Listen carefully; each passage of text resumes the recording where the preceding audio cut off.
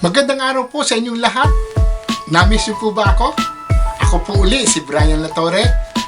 At ngayon pong araw na ito ay tuturuan ko naman po kayong gumawa ng sword ng isa sa pinakamakulit na karakter ng Demon Slayer or Kimetsu no Yaiba. At ito po ay ang sword ni Zenitsu.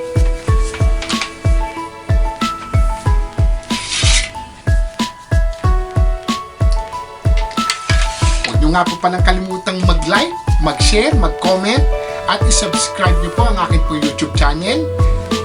Pakipindot na rin po ang bell para updated po kayo sa susunod ko pong mga video. Umpisa na po natin.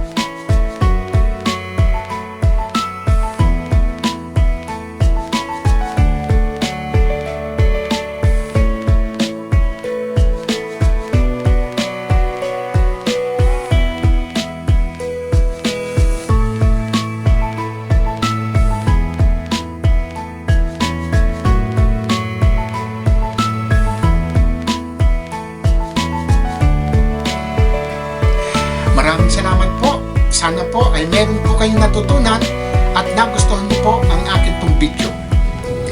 Ang video pong ito ay request ng isa sa aking mga tagahanga. Kung may nais po kayong video na gusto niyo pong gawin ko, mangyari po na mag-message lang po kayo o mag-comment po kayo sa aking YouTube channel. At gagawin ko po lahat na mapagbigyan ko po kayo. Ingat po. God bless po. Bye-bye po.